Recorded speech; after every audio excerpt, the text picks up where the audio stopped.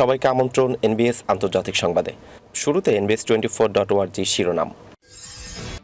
চীনের সঙ্গে লড়াইয়ের প্রস্তুতি খতিয়ে দেখতে সীমান্তে ভারতের সেনাপ্রধান।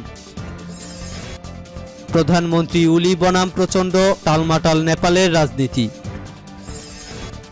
ইসরায়েলের স্বীকৃতি চেয়ে পাকিস্তানের কাছে মুখ থুবড়ে পড়ল আমিরাতের চাপ। জাপান ও পূর্ব চীন সাগরে চীন রাশিয়ার অপ্রতিরোধ্য যুদ্ধ মহড়া। রোহিঙ্গা প্রত্যাবাসনে এরদোগান সরকারের প্রতিশ্রুতি। ৫,০০০ ট্রাক লরি সীমান্তে আটক, খাদ্য সংকটের আশঙ্কা ব্রিটেনে। এবং সবশেষে জানাবো, সৌদি জোট অবরোধ অব্যাহত রাখলে আগ্রাসীদের বন্দরে হামলা করা হবে বললেন ইয়েমেনি পররাষ্ট্রমন্ত্রী। দর্শক, এতক্ষণ শুনছিলেন শিরোনাম, এবার বিস্তারিত। চীনের সঙ্গে লড়াইয়ের প্রস্তুতি খতিয়ে দেখতে সীমান্তে ভারতের সেনাপ্রধান। গত ৭ মাস ধরে লাদাখে চীন সীমান্তে সৃষ্টি হয়েছে উত্তেজনা। এই শীতের মধ্যে ভারতীয় সেনা চীনকে মোকাবেলায় কতদূর প্রস্তুত আছে তা দেখার জন্য বুধবার লাদাখে গিয়েছিলেন দেশটির সেনাপ্রধান এম নারাভানে। সীমান্তের কয়েকটি ফরওয়ার্ড পোস্ট ঘুরে দেখেন তিনি। ভারতীয় সেনা সূত্রে জানানো হয়েছে, এদিন লাইন অব অ্যাকচুয়াল কন্ট্রোল বরাবর রেচিনলা পোস্টে গিয়েছিলেন ভারতের সেনাপ্রধান। পূর্ব লাদাখে তাপমাত্রা এখন শূন্যের নিচে। সেখানে এখন ৫০,০০০ ভারতীয় সেনা মোতায়েন করা হয়েছে। একই সংখ্যক সেনা মোতায়েন রেখেছে চীনও। এদিন নারাভানের সীমান্তের পরিস্থিতির বিবরণ দেন লেফটেন্যান্ট জেনারেল PGK মেনন। তিনি লাদাখে 14 কোরের কমান্ডার। ওই core fire and Fury core নামে পরিচিত। এদিন সকাল 8:30টায় লাদাখে পৌঁছান নারাভানে। সারাদিনই তিনি লাদাখের নানা জায়গা ঘুরে দেখেন। এ খবর জানিয়েছে দ্য ওয়াল। প্রধানমন্ত্রী উলি বনাম প্রচণ্ড, টালমাটাল নেপালের রাজনীতি। নেপালে শাসক দলের অন্দরে কুন্দল তুঙ্গে। একদিকে সরকার ভেঙে নিজের দলের উপর কর্তৃত্ব মজবুত করতে চাইছেন প্রধানমন্ত্রী কেপি শর্মা ওলি। অন্যদিকে পাল্টা কেন্দ্রীয় কমিটির বৈঠক ডেকে তাকেই দলের চেয়ারম্যান পদ থেকে সরিয়ে দিলেন পুষ্পকমল দাহাল ওরফে প্রচণ্ড। উলির পরিবর্তে নেপালের সাবেক প্রধানমন্ত্রী মাধব কুমারকে সেই পদে মনোনীত করেছেন তিনি। এমন পরিস্থিতিতে দেশ, প্রশাসন এবং দল সবার ভাগ্যই সুতোয় ঝুলছে বলে মনে করছেন বিশেষজ্ঞরা। উলি বনাম প্রচণ্ডকে কেন্দ্র করে গত কয়েক মাস ধরেই টালমাটাল অবস্থা নেপালে। রবিবার সেই লড়াইকে নয়া মাত্রা দিয়ে সংসদ ভেঙে দেন প্রধানমন্ত্রী উলি। ঘোষণা করা হয় 30 এপ্রিল এবং 10 মে 2 দফায় নির্বাচন হবে দেশে। এ নিয়ে নেপাল জুড়ে শোরগোল পড়ে গেলে উলি বলেন, আমার সরকারের বিরুদ্ধে নানা চক্রান্ত চলছিল, ঠিকভাবে কাজ করা যাচ্ছিল না, তাই নতুন করে জনমত নেওয়ার সিদ্ধান্ত নিলাম। পরিস্থিতির চাপে পড়েই তিনি এই পথে হাঁটতে বাধ্য হন বলে মন্তব্য করেন উলি। সংসদ ভেঙে দেওয়ার ক্ষেত্রে প্রধানমন্ত্রী পরিস্থিতির দোহাই দিলেও তার পরের দিন থেকেই তিনি দলের কেন্দ্রীয় কমিটিতে ঘনিষ্ঠদের ঢুকানোর চেষ্টা শুরু করেন, যার মূল উদ্দেশ্য এই কমিটির উপর থেকে প্রচণ্ডর নিয়ন্ত্রণ আলগা করা।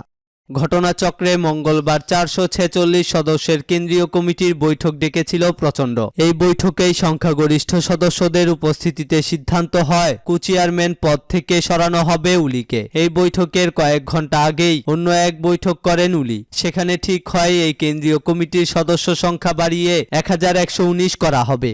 দায়িত্বশীল মহলের বক্তব্য, নতুন সদস্যদের প্রায় সকলেই উলির অনুগামী, অর্থাৎ এই সিদ্ধান্ত কার্যকর হলে কেন্দ্রীয় কমিটিতে সংখ্যালঘু হয়ে পড়ত প্রচণ্ড শিবির। তবে দলীয় স্তরে কোনো নির্বাচন কিংবা কোনো সমাবেশ ছাড়া এভাবে কেন্দ্রীয় কমিটির সংখ্যা বৃদ্ধি আদৌ সম্ভব কিনা তা নিয়ে দ্বিমত রয়েছে শাসক দলের অন্দরেই।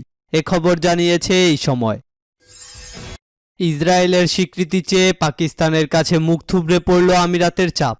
ইহুদিবাদী ইসরায়েলকে স্বীকৃতি দিতে এবং তেল আবিবের সঙ্গে কূটনৈতিক সম্পর্ক সৃষ্টি করতে পাকিস্তানের উপর সংযুক্ত আরব আমিরাত দীর্ঘদিন ধরে যে চাপ সৃষ্টি করেছে তা কার্যরত মুখ থুবড়ে পড়েছে।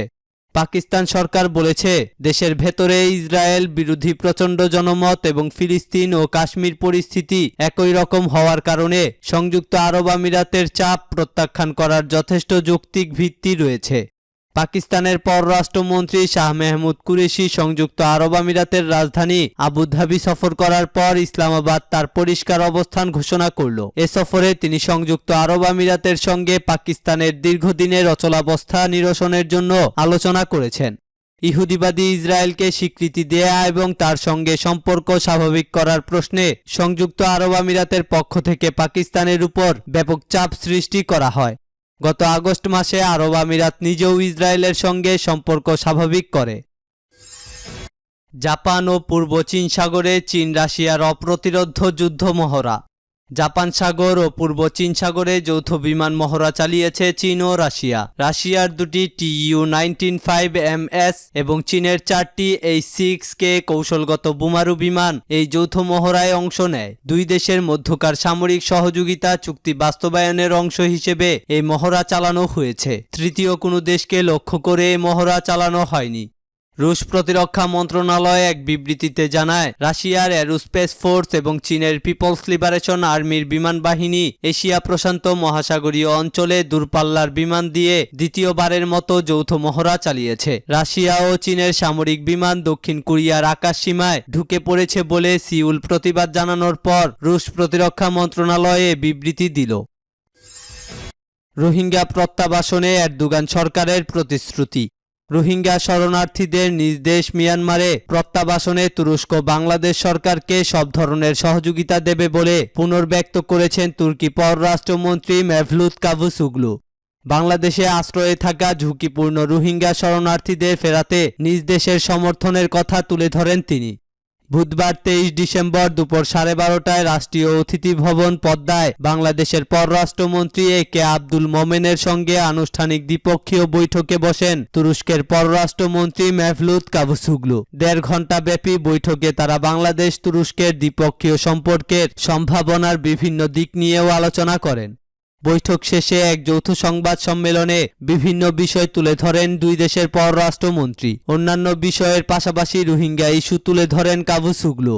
বিশ্বের অন্যতম শরণার্থী শিবির এখন কক্সবাজারের উখিয়া। দীর্ঘ 3 বছরেও নিজ দেশে ফিরিয়ে না নেওয়ায় এখন বাংলাদেশের জন্য গলার কাটা হয়ে দাঁড়িয়েছে 11 লাখের বেশি রোহিঙ্গা। বাংলাদেশ সরকার বারবার তাগিদ দিয়ে আসলেও এ নিয়ে টালবাহানা করছে মিয়ানমারের সূচি সরকার।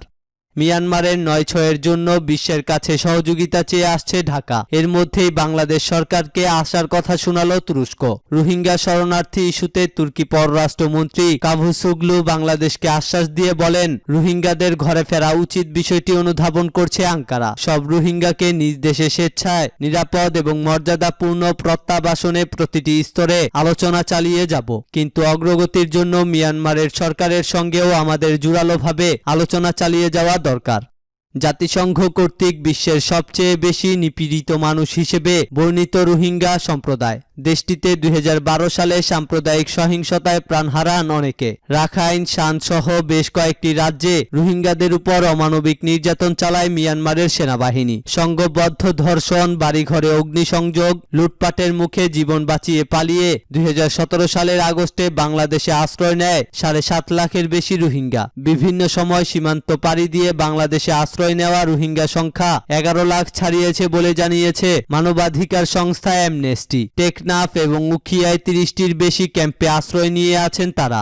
Ontario international development agency OIDA এর তথ্য মতে 2017 সালের 25 আগস্ট থেকে মিয়ানমারের রাষ্ট্রীয় বাহিনীর হাতে এই পর্যন্ত 24,000 রোহিঙ্গা মুসলিমকে হত্যা করা হয়েছে। আগুনে নিক্ষেপ করা হয় 34,000-এর বেশি রোহিঙ্গাকে। এই গোষ্ঠীটির 1,14,000-এর মতো মানুষের উপর অমানবিক নির্যাতন চালানো হয়। একই সময়ে 18 নারীকে ধর্ষণ করে মিয়ানমারের সেনাবাহিনী ও পুলিশ। জ্বালিয়ে দেওয়া হয় 1,15,000 ঘরবাড়ি। লুফথানসা আরও জানিয়েছে, তাদের B777 কার্গো বিমানটি স্থানীয় সময় বুধবার দুপুরের দিকে ডনকাস্টার শেফিল্ড বিমানবন্দরে পৌঁছবে। 5,000 ট্রাক লরি সীমান্তে আটক, খাদ্য সংকটের আশঙ্কা ব্রিটেনে। একদিকে করোনা ভাইরাসের নতুন রূপ নিয়ে ইউরোপ সহ বিশ্বব্যাপী আতঙ্ক ছড়িয়েছে, অন্যদিকে ব্রেক্সিট ট্রানজিশন নিয়ে অচলাবস্থা। দুই সংকট ব্রিটেনকে প্রায় বিচ্ছিন্ন দ্বীপে পরিণত করেছে। করোনা আতঙ্কে ফ্রান্স সীমান্ত বন্ধ করে দেয়ায় আটকে পড়েছে 5,000-এর বেশি পণ্যবাহী ট্রাক লরি। সেখানে বড়দিনের মৌসুমে এই সীমান্ত নিয়ে দৈনিক 10,000 ট্রাক লরি যাতায়াত করে। এই পরিস্থিতিতে ব্রিটেনের খাদ্য সংকটের আতঙ্ক ঝেঁকে বসেছে। এমন অবস্থা দেখে সহায়তার হাত বাড়িয়ে দিয়েছে জার্মানি থেকে লুফথানসা এয়ারলাইন্সের কার্গো বিমানে করে এরই মধ্যে পাঠানো হয়েছে 80 টন খাদ্যদ্রব্য। লুফথানসার কার্গোতে আসা ফল ও শাকসবজি যুক্তরাজ্যের সুপারমার্কেটের তাকগুলো আবার পূর্ণ করবে বলে আশা করা হচ্ছে। জার্মান এয়ারলাইনটির পক্ষ থেকে জানানো হয়েছে তাদের কার্গোটি লেটুস, ফুলকপি, ব্রকোলি, স্ট্রবেরি এবং লেবু জাতীয় ফল বহন করছে। চাহিদা মেটাতে অতিরিক্ত বিশেষ কার্গো বিমান চালানোর বিষয়টিও তারা বিবেচনা করছেন। লুফথানসা আরও জানিয়েছে তাদের B777 কার্গো বিমানটি স্থানীয় সময় বুধবার দুপুরের দিকে ডনকাস্টার শেফিল্ড বিমানবন্দরে পৌঁছবে। হাজার হাজার লরি এবং কাভার্ড ভ্যান ডুভার সীমান্তের বাইরে আটকে পড়ায় সুপারমার্কেট এবং তাদের সরবরাহকারীরা বিকল্প পথ সন্ধান করার কথা বলে আসছে। মঙ্গলবার খুচরা ব্যবসায়ীরা সতর্ক করে বলেছিলেন 24 ঘন্টার মধ্যে ট্রাক লরিগুলোর চলাচল শুরু না করলে টাটকা সবজি, লেটুস, টমেটো, সাইট্রাস এবং ফল ও ফুলকপি সহ নরম ফলমূলের সংকট দেখা দেবে। 27 ডিসেম্বরের পর তাদের কোনো স্টক থাকবে না। এদিকে বুধবার সকাল থেকে করোনা ভাইরাস পরীক্ষা সাপেক্ষে ক্যান্ট সীমান্তের ট্রাক লরি খালাস করা শুরু হয়েছে। তবে দীর্ঘ সারির কারণে রীতিমতো হুড়োহুড়ি পড়ে গেছে। ট্রাক চালকদের সঙ্গে পুলিশের সংঘর্ষের খবরও পাওয়া গেছে। এ খবর জানিয়েছে রয়টার্স ও বিবিসি। সৌদি জোট অবরোধ অব্যাহত রাখলে আগ্রাসীদের বন্দরে হামলা করা হবে। ইয়েমেনের হুতি সমর্থিত ন্যাশনাল সালভেশন সরকারের পররাষ্ট্রমন্ত্রী হিশাম শরাফ আবদুল্লাহ বলেছেন, সৌদি নেতৃত্বাধীন কথিত আরব জোট যদি ইয়েমেনের উপর থেকে অবরোধ প্রত্যাহার না করে তাহলে আগ্রাসী দেশগুলোর বন্দরে হামলা করা হবে। পাশাপাশি অর্থনৈতিক দিক দিয়ে কৌশলগত স্থাপনায়ও হামলা হবে। হিশাম শরাফ আবদুল্লাহ বলেন, সৌদি জোট যে নীতি অনুসরণ করছে তাতে শুধুমাত্র ইয়েমেনের জনগণকে শাস্তি দেয়া হচ্ছে। তাদের কোনো পদক্ষেপই ইয়েমেন সংকটের রাজনৈতিক সমাধানের জন্য ভূমিকা রাখছে না। ইয়েমেন অভিমুখী তেলবাহী জাহাজ ছেড়ে দেওয়ার জন্য প্রচেষ্টা জোরদার করতে তিনি ইয়েমেন বিষয়ক জাতিসংঘের বিশেষ দূত মার্টিন গ্রিফিথের প্রতি আহ্বান জানান। হিশাম আবদুল্লাহ বলেন, তার দেশের জনগণ মারাত্মক রকমের জ্বালানি সংকটে রয়েছে। তিনি বলেন, যদিও সৌদি আরব ও সংযুক্ত আরব আমিরাত দাবি করছে যে তারা ইয়েমেনে মানবিক ত্রাণ কাজে সমর্থন দিচ্ছে, কিন্তু প্রকৃতপক্ষে তারা এমন নীতি অনুসরণ করছে যার কারণে ইয়েমেনের জনগণ দুর্ভিক্ষের মুখে পড়েছে। দর্শক, এই ছিল এখনকার মতো। আমাদের পরবর্তী সংবাদ দেখার আমন্ত্রণ জানিয়ে বিদায় নিচ্ছি আমি শফিউল আলম আরাফ।